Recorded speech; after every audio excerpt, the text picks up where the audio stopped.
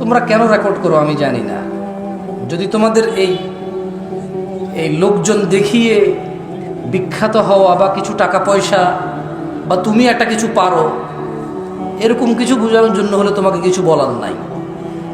আর যদি দিন প্রচারের স্বার্থে তুমি রেকর্ড করো, তাহলে কোন হুজুর কোন নায়িকার নাম নিছে কোন এক মাহফিলে, তোমার তো দরকার নেই এটাকে রেকর্ড করে ছেড়ে দেওয়ার। তুমি না দিন প্রচারক, তুমি অতটুকু প্রচার করবা যতটুকু দিন। অ্যাজ এ দিন প্রচারক যদি আমি দিন প্রচার করতে এসে খেয়ানত করি অথবা ভুল করি, উপস্থিত জনতার সামনে আমার ভুল হয়েছে, কিন্তু তুমি ক্যামেরা যেটা বন্দী করেছো, তুমি তো ফেসবুক এবং ইউটিউবে চাও দিন প্রচার করতে, আমার ওই ভুল প্রচারে কিসের দিন প্রচার আছে বলো? তুমি তো জানো এটা দিন না। তাহলে কোন হুজুর কোন নায়িকার নাম নিছে, কোন হুজুর কোন নায়কের নাম নিছে, তোমার তো দরকার নাই তার ওই অতটুকু অডিওর সাথে ওই মহিলার ছবি লাগাই দিয়ে প্রচার করে দেওয়ার। এটাতে কেমন দিন প্রচার তোমার? ছি, তোমার মতো বাজে দিন প্রচারক আমি দেখি নাই।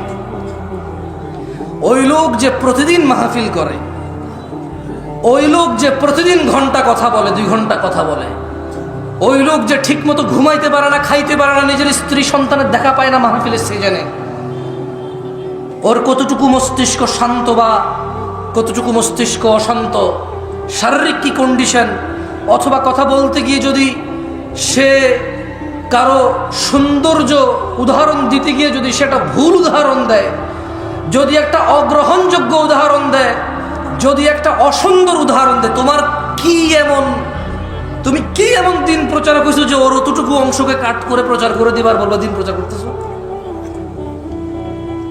কি এতে তার কি তোমার কি সৌন্দর্য হয়েছে? মানে তোমার ওই ইউটিউবার ফেসবুকে ওই নায়ক নায়িকার অতটুকু অংশে কি প্রচার হয়েছে দিনের, বলতে পারো আমারে? কিছুই নেই। বরঞ্চ একটা কাজ করো, আমি আজকে 1 ঘন্টা কথা বললে এগুলো তোমার প্রচার করার দরকার নেই। জানো এই যে আমি আজকে এটা বলছি না, এতে কোনো বেনিফিট নাই। আমি যদি একটা আয়াত পড়ি, তোমাকে যদি আল্লাহ এতটুকু যোগ্যতা দেয় যে তুমি বুঝতে পারো এটা কোরআনের আয়াত, আমি যদি একটা হাদিস পড়ি, তুমি যদি বুঝতে পারো এটা হাদিস, বরঞ্চ কাট করে ওই কোরআনের আয়াতটুকু আর অর্থটুকু যা আমি বলছি, হাদিসটুকু আর হাদিসের অর্থটুকু যা আমি বলছি, এটুকু প্রচার করো ভাই। এতেই দিন প্রচার আছে, এর বাইরে দিন প্রচার নাই।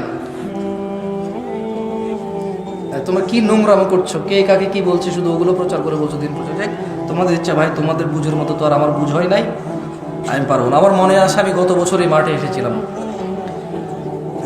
অশ্লীলতা নিয়ে কথা বলেছিলাম গত বছর। আজকে চাচ্ছি সুন্নাহকে আঁকড়ে ধরার বিষয়ে কিছু কথা বলতে, যার অভাব আমাদের সবার মধ্যেই আছে কম বেশ। একটু সাউন্ড আরো কম করে দেওয়া যায় ভাই, খুব বিরক্ত লাগে নিজের সাউন্ড নিজে শুনতে। গান গাইলে গজল গাইলে এক হিসাব, ইকো শুনলে আরো বেশি তালে তালে তাল বাড়ে। কথা বললে নিজের শব্দ নিজের কাছে সবার সময় বিরক্তির কারণ হয়ে দাঁড়ায়। বিসমিল্লাহ বিসমিল্লাহ শোনা যায়, খালাস আলহামদুলিল্লাহ। দিনী ভাইরা, আপনারা আজকে যারা উপস্থিত হয়েছেন, আপনাদের এতটুকু বলি, ইন্নাদ-দীনা ইনদাল্লাহিল ইসলাম, আল্লাহর কাছে একমাত্র মনোনীত দিন হচ্ছে ইসলাম।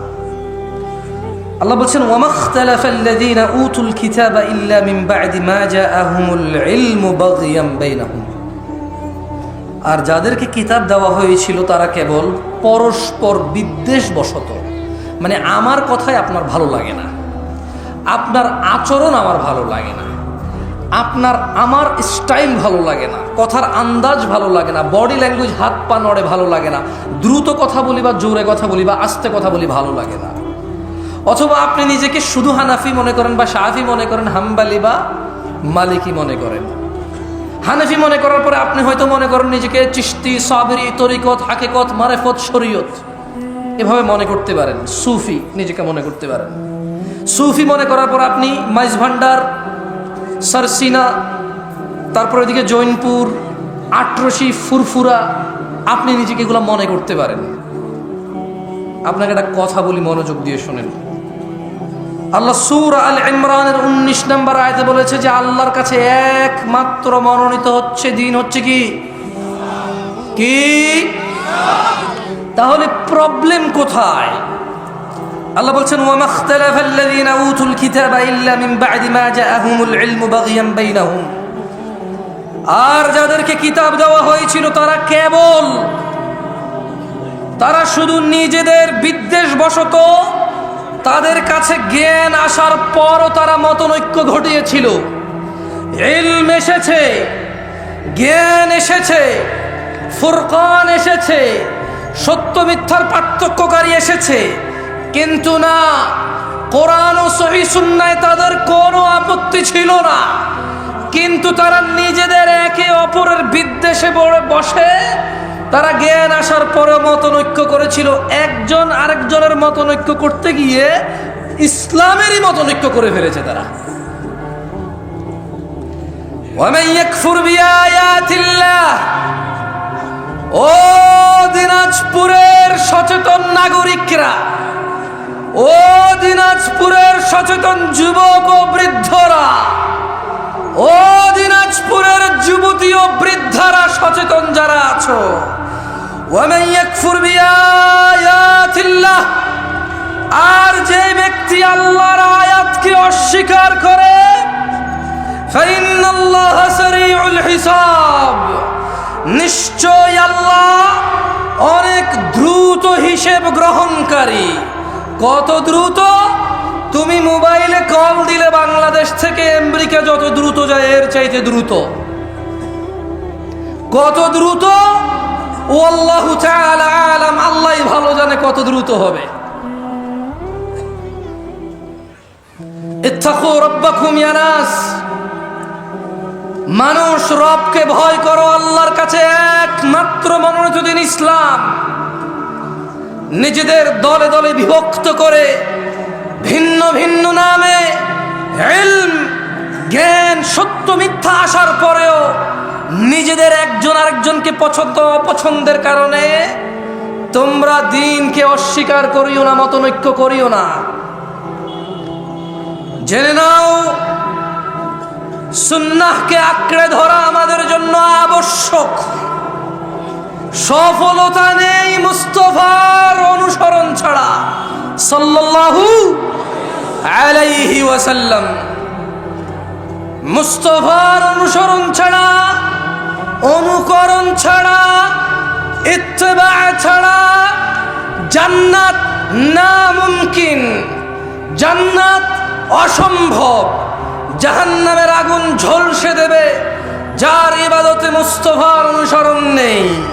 সুন্নাহকে আঁকড়ে ধরতেই হবে আমাদের।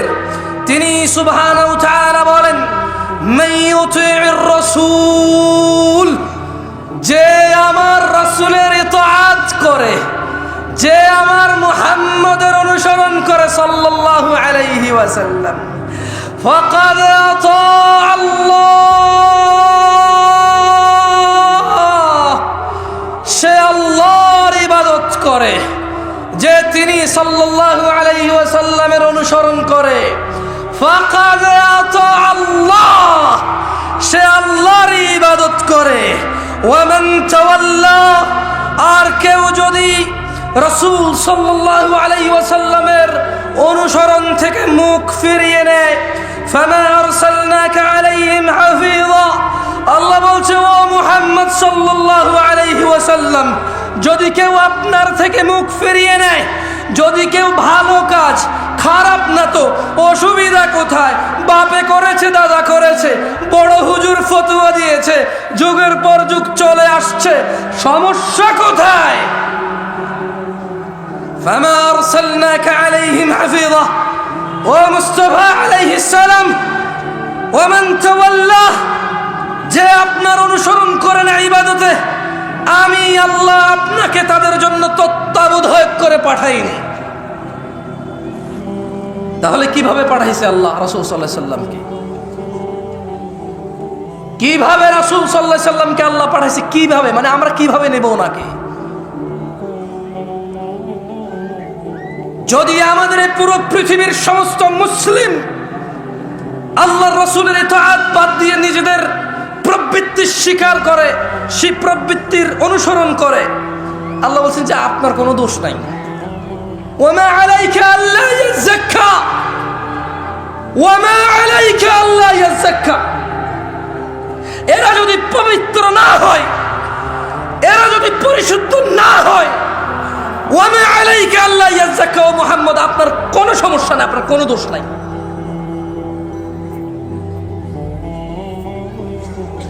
কারণ আল্লাহ ওনার মুস্তাফাকে কি বলেছেন সাল্লাল্লাহু আলাইহি ওয়াসাল্লাম? বলেছেন ফাযাক্কির, ও মুহাম্মদ আপনি উপদেশ দিন সাল্লাল্লাহু আলাইহি ওয়াসাল্লাম। ইন্নামা আনতা মুযাক্কির, আপনি একজন উপদেষ্টা, উপদেশদাতা। লাস্তা আলাইহিম বিমুসাইতির, ওই যে ওখানে মাইকে লটারি হয়, ওই যে ওখানে বিয়ের গায়ে হলুদে গান বাজনা বাজে, ওই যে বাবা তার মেয়েকে নিজে নাচের স্টেজে উঠাই দিয়ে নাচ, নিজের মোবাইলে ভিডিও ধারণ করে নিজের বন্ধু বান্ধবকে বলে দেখ দেখ তোর ভাতিজি কেমন নাচে। আল্লাহ সুবহানাহু ওয়া তাআলা বলছেন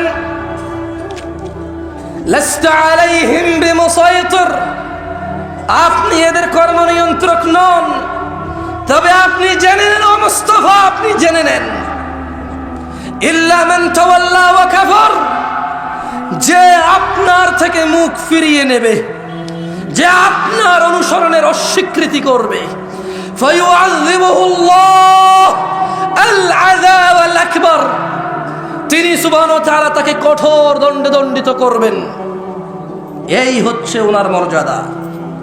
আমরা যদি মুস্তাফার অনুসরণ না করি আলাইহিস সালাম, আল্লাহ নবীর অনুসরণ না করলে, নবীর উপদেশ মেনে না চললে আলাইহিস সালাম আমাদেরকে কঠোর দণ্ডে দণ্ডিত করবেন। তিনি তা কোরআনুল কারীমে সুস্পষ্ট করে তিনি বর্ণনা করেছেন, ওয়ার্নিং করেছেন আমাদের। দিনী ভাইরা, আল্লাহর কাছে একমাত্র মনোনীত দিন হচ্ছে কি? ইসলাম।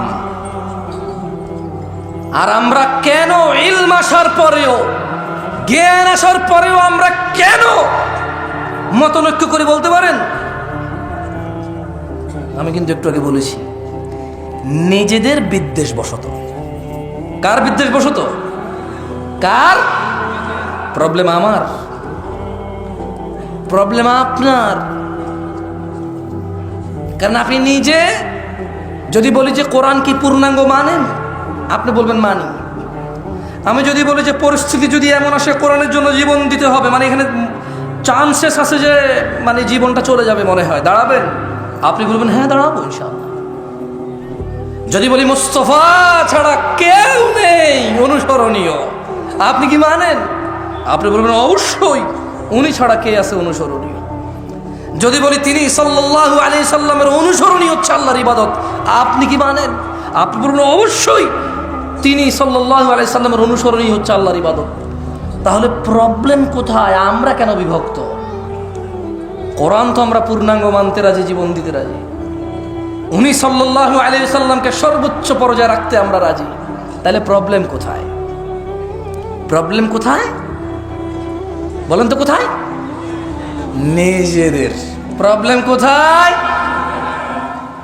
হানাফির, শাফির, মালিকির, হাম্বলির, চিশতির, সাবেরির না, নিজেদের। মানে আমার প্রবলেম। প্রবলেম কার? আমাদের প্রবলেম। আল্লাহর কাছে একমাত্র মনোনীত দিন হচ্ছে কি? ইসলাম। দিন কি আসলে? আল্লাহ সুবহানাহু ওয়া তাআলা কোরআনুল কারীমে বলছেন, ওয়ামা আতাকুমুর রাসূল, যা রাসূল সাল্লাল্লাহু আলাইহি সাল্লাম দিয়েছে, ফাখুযুহ, তা নিয়ে নাও। দিন কি?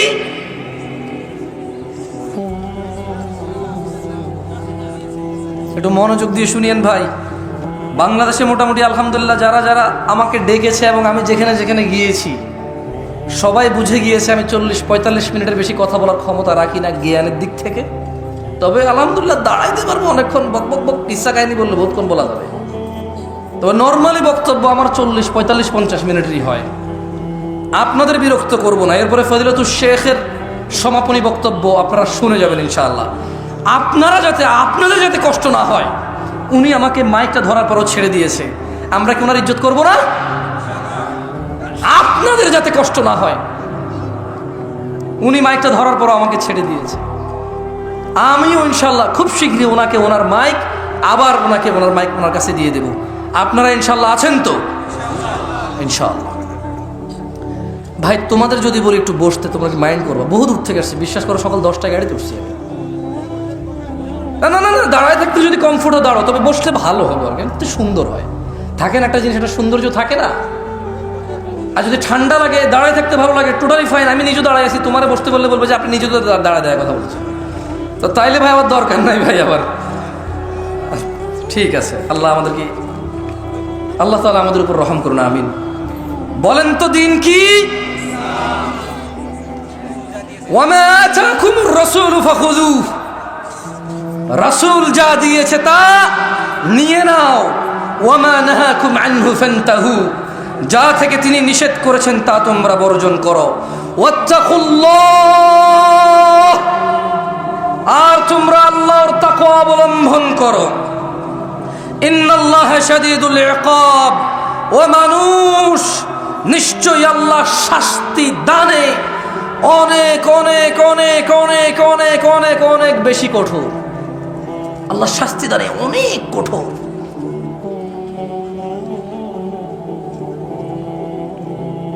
দিনী ভাইরা, রাসূল যা দিয়েছে তাই যদি ইসলাম হয়, আচ্ছা জোরে জোরে চিল্লে চিল্লে না বলি, কিছু গলাও খারাপ হয়, আপনাদের বুঝতে অসুবিধা হয়, একটু সুন্দর করে আস্তে আস্তে বলি, কেমন? আচ্ছা, রাসূল যা দিয়েছে তা যদি নিয়ে নিতে হয় কোরআনের আদেশ অনুযায়ী, রাসূল যা নিষেধ করেছে তা যদি ছেড়ে দিতে হয় কোরআনের আদেশ অনুযায়ী, তাহলে রাসূল সাল্লাল্লাহু আলাইহি ওয়াসাল্লাম দিয়েছে কতটুকু? মানে তিনি আসলে আমাদেরকে কতটুকু দিয়ে চলে গেছে? আছে আছে আছে আছে। আন আব্দুল্লাহ ইবনে মাসউদ রাদিয়াল্লাহু আনহু قال, সাহাবীর নাম কি? একটু মনোযোগ দিয়ে শুনেন, আমি মাঝে মধ্যে আপনাদের প্রশ্ন করব, মারহাবা ঠিক এগুলো আমার দরকার নাই, শুধু আমি যে প্রশ্ন করি ওই প্রশ্নগুলো মাঝে মধ্যে যদি অ্যান্সার করেন আমি বুঝতে পারবো যে আমি বলছি আল্লাহর জন্য, আপনারা শুনছেন কার জন্য। একটু মানে ভালো লাগবে বুঝতে পারলে যে আপনারা আছেন আমার সাথে। কেউ বসে বসে ব্যবসা বাণিজ্যের টাকা পয়সার হিসাব, প্রেমিকার নাম্বার ব্লক করে দিছে, আরেকটা আইডি খুলছেন, তারা রিকোয়েস্ট পাঠাইছেন, অ্যাড করছে কিনা, মানে এইসব হিসেবে আপনারা নাই, ওয়াজে আছেন, তাহলে আমি বুঝবো, বুঝছেন? عن عبد الله بن مسعود رضي الله عنه قال, আব্দুল্লাহ ইবনে মাসউদ রাদিয়াল্লাহু আনহু থেকে বর্ণিত, তিনি বলেন, قال رسول الله صلى الله عليه وسلم, আল্লাহর রাসূল সাল্লাল্লাহু আলাইহি ওয়াসাল্লাম বলেছেন। কে বলেছেন? কে বলেছেন? হাদিস বর্ণনা করতেছেন কোন সাহাবী? এর জোরে বলেন, কোন সাহাবী? বর্ণনা করতেছে কে? আব্দুল্লাহ ইবনে মাসউদ। তিনি বলছেন যে আল্লাহর নবী সাল্লাল্লাহু আলাইহি ওয়াসাল্লাম বলেছেন, ইন্নাহু লাইসা শাইউন ইউকাররিবুকুম ইলাল জান্নাতি ইল্লা ক্বাদ আমারতুকুম বিহি। আমার উম্মতরা, ও মানুষ, পৃথিবীবাসী, তিনি সাল্লাল্লাহু আলাইহি ওয়াসাল্লাম বলছেন যে নিশ্চয়ই এমন সকল কিছু, এমন, আপনারা অনেকে কিন্তু আশহাদু আন্না মুহাম্মাদার রাসূলুল্লাহর পর এভাবে করতে দেখেন কাউকে, রাইট? আমি হাসতে বলছি ভাই, বলছি দেখেন কিনা, বলবেন হ্যাঁ বানা, এটাই তো সৌন্দর্য, দেখেন কিনা, দেখেন না? আচ্ছা, আমি শুধু ছোট্ট একটা উদাহরণ দিলাম। অনেকে আশহাদু আন্না মুহাম্মাদার রাসূলুল্লাহ বলে কি করে, এরকম করে, আমি দেখেছি আল্লাহু আ'লাম। মানে সুন্নতে মুহাম্মদ রাসূলুল্লাহ সাল্লাল্লাহু আলাইহি সাল্লাম ওয়াহী ভিত্তিক এই নিয়ে কোনো তথ্য আছে কিনা, আমার এমনিতে জ্ঞান কম, আমি জানি না, যেহেতু আমার পড়াশোনা কম, জ্ঞান কম, পড়াশোনা কম, হয়তো আমি ওটুক পর্যন্ত পৌঁছাইতে পারি নাই। যদি আপনাদের কারো কাছে কোনো তথ্য থাকে এই বিষয়ে, সুন্নাহ অনুযায়ী, কি অনুযায়ী? সহিহ সুন্নাহ অনুযায়ী যদি থাকে বলিও না, আমরা করবো ইনশাআল্লাহ। আমরা কেন ছেড়ে দেবো? দাড়ি রাখছি, মানুষ দাড়ি ফেলে দেয় স্মার্ট হওয়ার জন্য, সুন্দরী বউ পাওয়ার জন্য, চাকরি বাকরি করার জন্য, ভালো সুন্দর নিজের পরিবেশন করার জন্য। আমরা ওই জিনিস স্যাক্রিফাইস করে দিছি, দাঁড়িয়ে রেখে দিছি সুন্নাহকে ফলো করার জন্য। তার আসাদুল্লাহ মোহাম্মদ রাসূলুল্লাহ বলে চুমা খেতে অসুবিধা কোথায়? যদি এতে কোনো নেকি থাকে কোরআন সুন্নাহ থেকে, অসুবিধা কোথায় ভাই? কোনো অসুবিধা আছে? আমরাও করবো ইনশাআল্লাহ।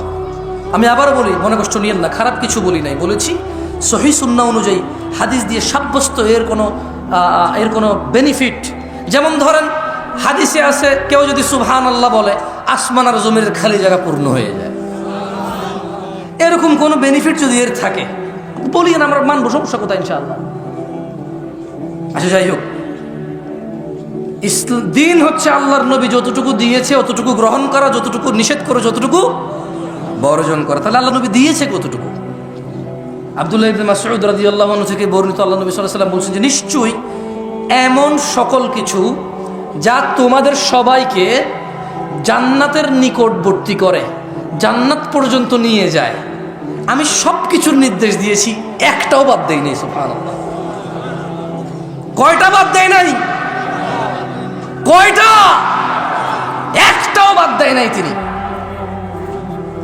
এবং তিনি বলছেন ওয়ালাইসা শাইউন ইউকাররিবুকুম ইলান নার, এবং এমন সকল কিছু যা তোমাদেরকে জাহান্নামে প্রবেশ করাবে, জাহান্নামের কাছে নেবে, ইল্লা ক্বাদ নাহাইতুকুম আনহু, প্রত্যেকটা জিনিসই আমি তোমাদের নিষেধ করেছি, একটাও ছেড়ে দেই নাই। সুবহানাল্লাহ। তাহলে যা আমাদের জাহান্নামে নিয়ে যাবে তিনি কি একটাও বাদ দিছে নিষেধ করা ছাড়া? যা আমাদের জান্নাতে নিয়ে যাবে তিনি কি একটাও বাদ দিছে আদেশ করা ছাড়া? তাহলে কিসের এত বিভক্তি, এত ভিন্নতা কিসের? তিনি সাল্লাল্লাহু আলাইহি ওয়াসাল্লাম বলছেন এমন একটা বিষয় নেই যা জান্নাতে নিবে উম্মতকে অথচ আমি আদেশ করিনি, এমন একটা বিষয় নাই যা উম্মতকে জাহান্নামে নেবে অথচ আমি নিষেধ করি নাই। একটা সিঙ্গেল বিষয় নেই, বিভক্তি কিসের? কিসের? কারো কি সন্দেহ আছে? কারো কি সন্দেহ আছে যে উনি কিছু বাদ দিয়ে গেছে?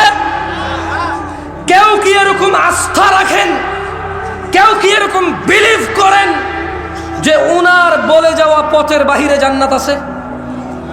তাহলে বিভক্তি কিসের? আসেন না, আমি আপনাদের উদ্যত আহ্বান জানাই, যারা আমার যুবক ভাইরা আছেন এবং যারা ম্যাচিওর আছেন এবং যারা আরো একটু বয়স বেশি আছেন,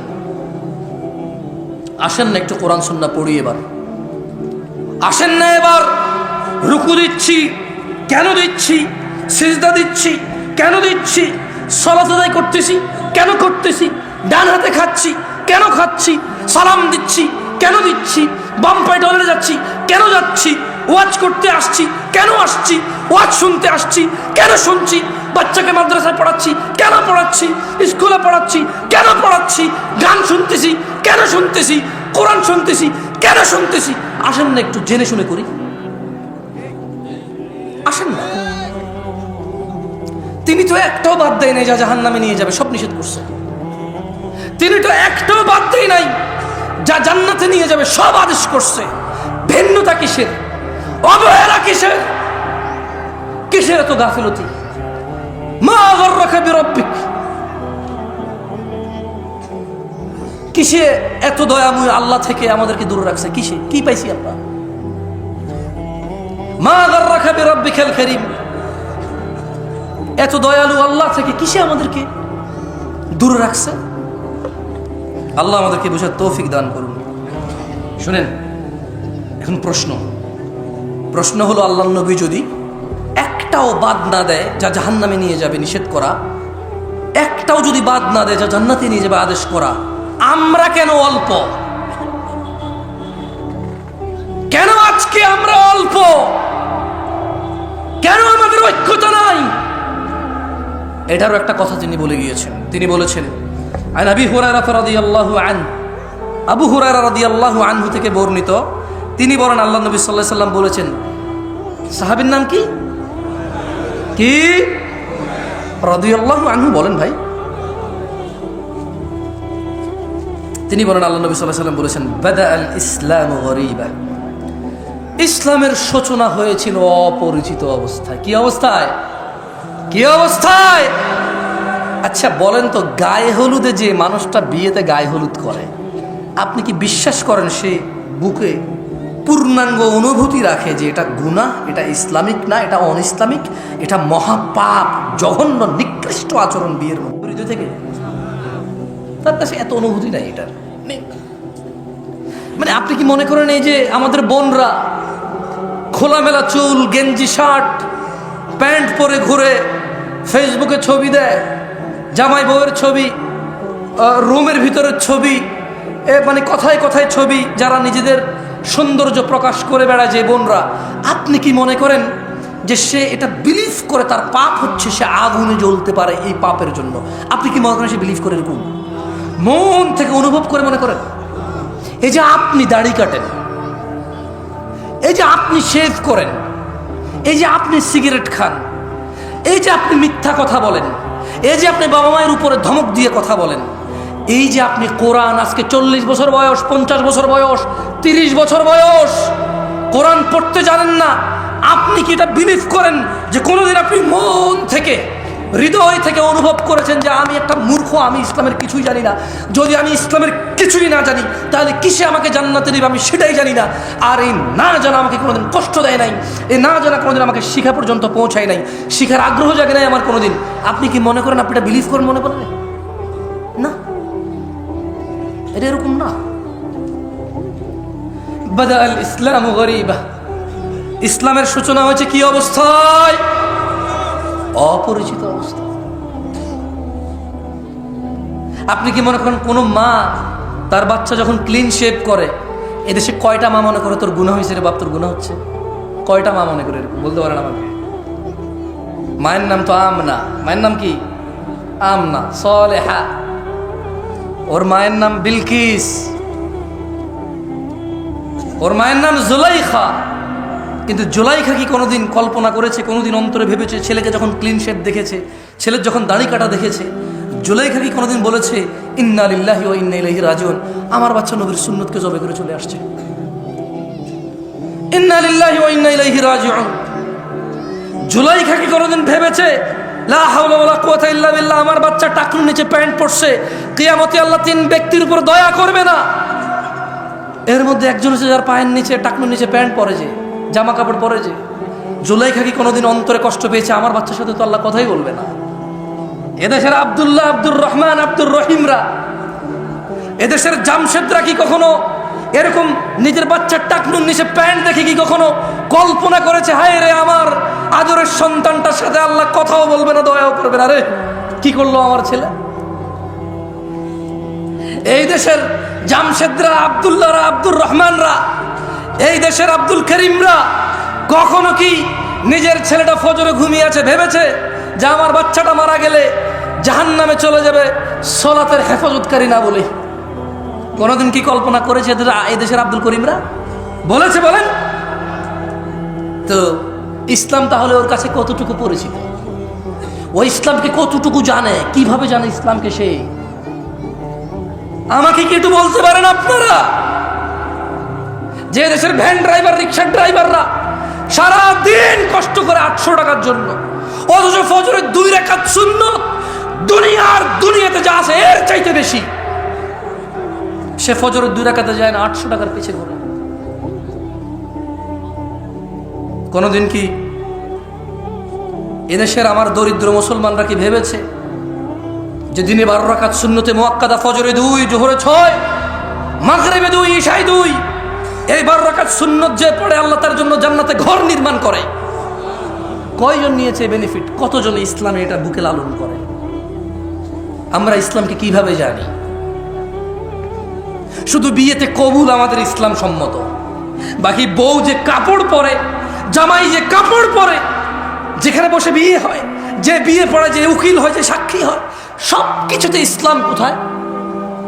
মুসলমানের বিয়েতে ইসলাম কোথায়? মুসলমানের বিয়েতে ইসলাম কোথায়? আমরা যদি ইসলাম জানি তাহলে বিয়েতে ইসলাম কোথায়? বলতে পারেন কোনটা কোনটা ইসলামিক, কোনটা কোনটা বিয়েতে ইসলামিক আমাদের? আজকে এখানে আপনার উপস্থিতিতে আপনি নিজে কয়টা ইসলাম আছে আপনার মাঝে, আমার মাঝে? কয়টা আছে? এই আয়োজক ছেলে আমাকে ফোন করেছে, বলো যে ভাই আপনি আসতে হবে, আপনার নামই করছে। আমি ওয়াজ নেওয়ার সময় বলছি আমি পারলে আর নাহলে আসবো না, ফোন রাখো, তোমার থেকে কি ওয়াজ দিছি নাকি? আমার নম্রতা কোথায় ছিল ওর সাথে? ও তো কত সুন্দর আয়োজন করেছে, কত কষ্ট করেছে ও, কিন্তু আমি কি ওর দুঃখ বোঝার চেষ্টা করছি? হয়তো করিনি তখন। আর তখন আমার রাইট নিয়ে আমি চিন্তায় ছিলাম যে দূর ভাইয়া, আমি তো বলছি, তুমি কেন ফোন দিচ্ছ আমাকে? কোথায় আমাদের ইসলাম?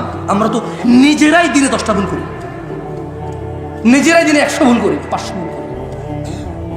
তিনি সাল্লাল্লাহু আলাইহি সাল্লাম বলেছে, এই ছোট ভাই তুমি কেন দাড়ি কাটো? বলতে পারো? বলতে পারো তুমি কেন দাড়ি কাটো? তুমি জানো না। Maybe you look nice, you think like that. তোমার একটা চিন্তা, জাস্ট তোমার একটা ধারণা।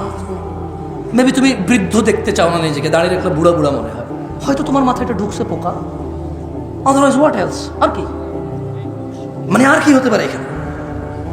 পারপাস কি হতে পারে দাড়ি কাটার? মানে কি?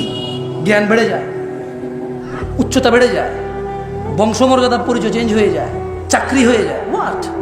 তুমি প্রতি বৃহস্পতিবার রাতে কাটো, শুক্রবারকে উদ্দেশ্য করে। তুমি বিয়েতে যাওয়ার আগের দিন কাটো, তুমি বেড়াইতে যাওয়ার আগের দিন কাটো, তুমি শহরে যাওয়ার আগের দিন কাটো, তুমি বাড়িতে ফেরার দিন কাটো। কেন ভাই? তুমি নিজে জানো না। ইসলামের সূচনা হয়েছিল কি অবস্থায়? সবাই বলেন, ইসলামের সূচনা হয়েছিল কি অবস্থায়? অপরিচিত অবস্থায়। আল্লাহ নবী সাল্লাল্লাহু আলাইহি সাল্লাম বলছেন, বাদাল ইসলামু গরীবা, ইসলামের সূচনা হয়েছিল অপরিচিত অবস্থায়।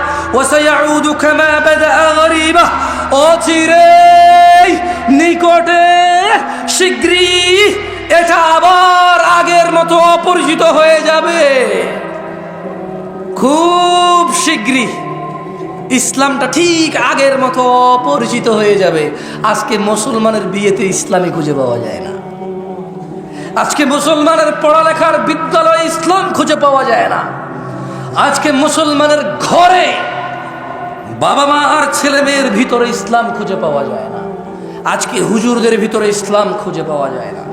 ইউটিউবার বক্তাদের বক্তব্য জনসম্মুখে প্রচার করে মানুষকে দিন শিখানোর এক নৈতিক ও এক কঠোর এবং বিশাল লাভজনক দায়িত্বে যারা নিয়োজিত, যারা নিজেরাই এই দায়িত্ব নিয়েছে, কেউ ওদের বলেনি তুমি ভিডিও করে ছাড়ো আমার ভিডিও ইউটিউবে।